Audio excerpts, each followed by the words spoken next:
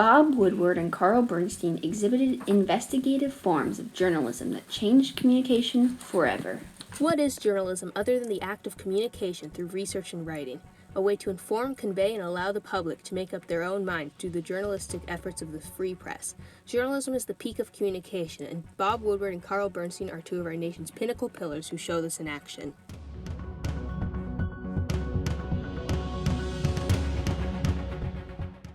The Watergate scandal began with a break-in on June 17, 1972, in the office of the Democratic National Committee, DNC, located in the Watergate complex in Washington, D.C.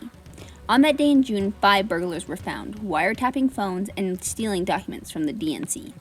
Thanks to several clues, these burglars were discovered to be linked to Nixon's Republican re-election committee. This break-in was followed by more scandals that the president attempted to cover up. He was exposed, though, principally by the Washington Post reporters Bob Woodward and Carl Bernstein.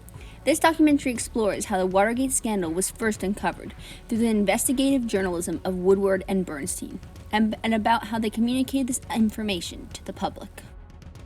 It all began to unfold in former President Richard Nixon's first term in office. On June 17th, the 5 burglars were caught in the Watergate complex with thousands of dollars in cash. The burglars appeared in court, and Bob Woodward attended. Something struck Woodward as odd, which was that the 5 men had their own lawyers without ever making a call. Woodward concluded that somebody wealthy must be looking out for them. Among the items, the burglars were found with an address book with the name Howard Hunt in it. After investigating him, Woodward discovered that Hunt was with the CIA. Reporters disclosed that Hunt often studied Ted Kennedy, who was a likely candidate for the Democrats in the next election. As Woodward uncovered more information about the burglars, he found that they worked indirectly for the committee to re-elect the president known as CREEP. After the break-in, Nixon was adamant about not being a part of it. He reportedly said, "Whoever made the decision to break in was about as stupid as I ever heard." He also stated, "It's going to be forgotten." Based on a poll conducted by the Nixon's re-election campaign asking if it is proven that high-ranking Republicans were involved in the break-in or mishandling campaign contributions, do you think this will make you less likely to vote for President Nixon, or will it not have any effect on your vote? About 2/3 of respondents said that links between the break-in and high-ranking Republicans wouldn't affect their vote. Because of this, Nixon was confident it would not raise public curiosity or suspicion of him or his team at the White House. The Nixon campaign also conducted another poll asking if people thought this issue was serious or just the usual politics. More than half the country said that this was just more politics. Carl and Bob later unearthed that a check for $25,000 written to Kenneth H. Dahlberg ended up in the bank account of the Watergate burglars. They discovered that Dahlberg was a fundraiser for CREEP. This was strange because the burglars worked indirectly for CREEP and were not the kind of people the organization were going to give money to. During the whole scandal, Woodward relied on a confidential source from within the FBI they called Deep Throat, who revealed himself as Mark Felt in 2013. Deep Throat gave Woodward information in secret and guided him in his investigation.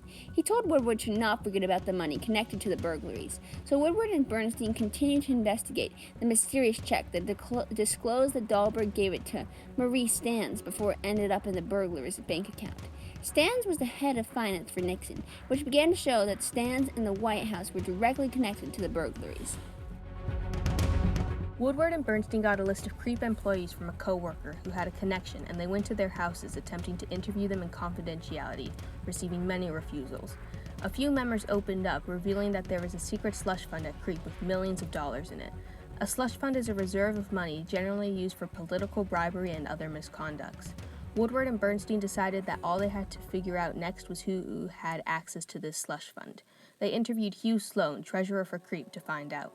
They deduced that Maurice Stans, John Mitchell, Nixon's attorney general, and Jeb Magruder, deputy director of CREEP, controlled the slush fund. But that was only 3 out of the 5 men who did. So who else was involved, and how high up in the White House did the conspiracy go? On September 29, 1972, Woodward and Bernstein published 2 articles on the slush fund, and other news outlets started covering it. The government's response to the accusations were what the editors called a non-denial denial, because while saying that the men accused in the article were trustworthy, they did not say the accusations were false. As shown in this graph, the public's opinion was still the same after the articles were published, and more than 50% of the population still approved of the job Richard Nixon was doing as president.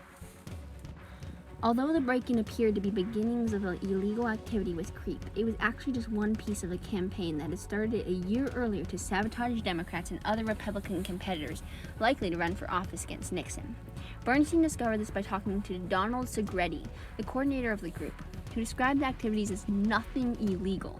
Segretti divulged that the sabotage group was connected to Dwight Chapin, Nixon's deputy assistant, meaning that these scandalous activities went all the way to the White House. It even went to Ken Clausen, White House Deputy Director of Communications, who along with Segretti wrote the Canuck letter, a forged letter implying that Senator Edmund Muskie, a Democratic Party presidential nomination candidate, was prejudiced against Americans of French-Canadian descent, ruining Muskie's reputation and ensuring he wouldn't be chosen to run for president against Nixon. At this point, Woodward and Bernstein knew that the fourth man was Gordon G. Liddy, thanks to a list of initials given to Carl and Bob by a CREEP employee. They finally came to the conclusion that the fifth man was H.R. Hallman, White House Chief of Staff for Nixon. Woodward and Bernstein made a mistake when they incorrectly published that Sloan had testified to a grand jury that Hallman was the fifth man within the secret slush fund, but Sloan had never testified to that, and it resulted in an outrage from CREEP. Publishing something false like that was a huge misstep for the two reporters. Even though this publishing of a false fact almost lost the Washington Post the story, they were able to recover by finding where they went wrong and making sure the reporters knew not to do this in the future. The Washington Post refused to be intimidated by the White House's threats. Later, Sloan revealed that he had never named Hellman because he was never asked to by the jury. This implied that the government lawyers appointed to the trial purposely avoided it. Woodward talked to Deep Throat, who finally revealed why the two reporters were ahead of even the FBI in the investigation of the scandal. He told him the FBI, CIA, and the Department of Justice were involved in the cover-up of the scandal. Nixon knew about the whole scandal, even though he denied playing any part of it. Nixon and his aides instructed the CIA to impede the FBI's investigation of the misconduct. This proved a more serious crime than anything. Through this all, the public support of Nixon was slowly declining. Woodward and Bernstein's articles, as well as other news outlets' stories, had an impact on the public's viewing of their president. From the beginning of 1973, his support started dropping, but it wasn't until halfway through that year that support for Nixon to be removed from office really began to gain support. By the summer of 1974, 57% of American adults believed his removal was necessary, and at the same time, only 24% of voting Americans approved of how he was conducting our country. Among his crimes, Nixon abused power, used FBI, IRS, and CIA against his enemies, and paid hush money to keep the secrets from going public. The impeachment articles charged Nixon with obstruction of justice and abuse of power. There was also tapes revealing that Nixon had conspired to cover up activity that took place after the break-in and attempted to abuse his power by using federal officials to deflect the investigation. Nixon resigned on August 9th, 1974, before the House of Representatives had a chance to impeach him. Without the work of Bob Woodward and Carl Bernstein, the story of corruption may never have been released. This is a key example of the importance of journalism to uncover the truth and share it with the public. Through the times, we have seen the importance of the free press in keeping an informed citizenry and how poor communication can end in national tragedy.